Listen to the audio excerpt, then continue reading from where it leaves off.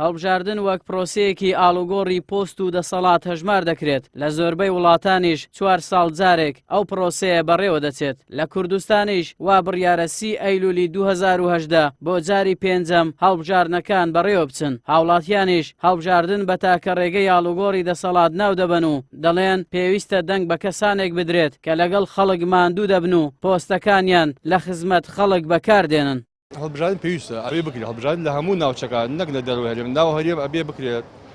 ئەوێ بێ پلەوە پۆست دەست بکرێت ئەبێت پلەوە پۆست نایە لایەکی شخص بێنێت ئەبێت هەر 4 ساڵ جارێ لای شخص بێت ناوێت کۆڕەکردن دەسەڵات بکرێت لای تا کەسێک وە لای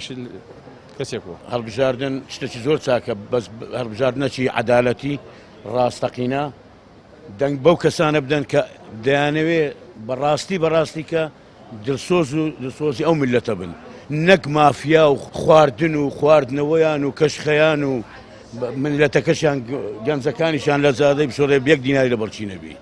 خۆشیان هەر خۆیان دەورەمەندکەن هەتا هەر خۆیان دەورەمەند بەو کەسانە دەنگ بدەن کە مستحەقی دەسەوتەکەیانە پێم وایە خەرێک بچی باشە نەچیتن معنای ئەوان حەز دەکەن کەس نەچی دەنگدان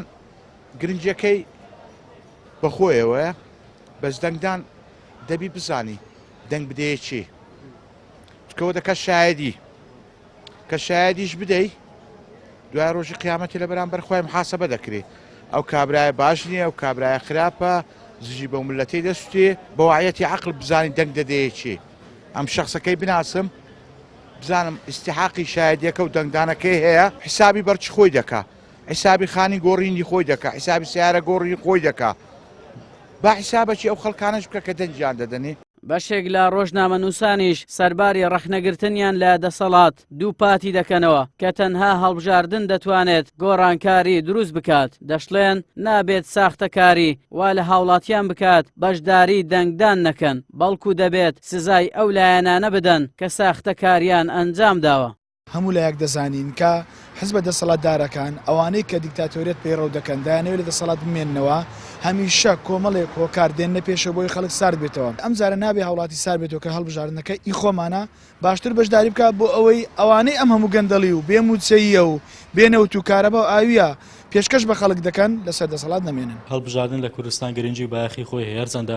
ئەو 2000 دەسەڵاتدارە هەرێمی کوردستان هەمیشە دەیانەوێت خەڵک بێهیوا بکەن نچنە سندوقەکانی دەنگدان بۆ ئەوەی ڕاستی و حقیقەت دەرنەکەوێت پێم وایە بەدیلی هەڵبژاردن لە هەرێمی کوردستان شەڕی ناوە خۆیەوە تاقیش کراوەتەوە سەرکەوتو نەبووە گومان خەڵک گرنگە بچێتە سەر سندوقەکانی دەنگدان بە تۆڵەی خۆی لەو هێزولیانە سیاسیانە بکاتەوە کە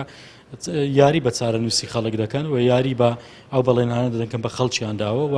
بێگومان بۆ لایەنەکانی تریش گرنگە بزانن کە چیان کردەوە ئایا جێ متمانەی خەڵک ماون یانەوە تا خەڵک متمانەی پێنەماوە کوردستانی باشوور لەبەرەوەی هەرێمێکی سەر بە عێراقە زیاتر لە وڵاتێکی سربەخۆ ڕوبەڕووی هەڵبژاردنەکان دەبێتەوە و هەم لە عێراق و هەم لە ناوەوەی کوردستانیش هاوڵاتیان بەشداری دەنگدان دەکەن بەڵام زۆربەی کات ڕەخنە لە دەسەڵات و ئەو حیزبانە دەگیرێت کە ساختەکاری زۆر ئەنجام دەدەن و شکستی خۆیان پێ قبول ناکرێت بە وتەی شارەزایانی هەڵبژاردنش گۆڕینی هەر دەسەڵاتێک بەرانگاربوونەوەیەکی بەهێزی پێویستە و بۆ هەڵبژاردنی ئەم جارش داوا لە هاوڵاتیان دەکەن گرنگی بەو پرۆسەیە بدەن و ئەو دەرفەتەش لەدەست نەدەن و خۆیان بڕیار لەسەر ژیانی خۆیان بدەن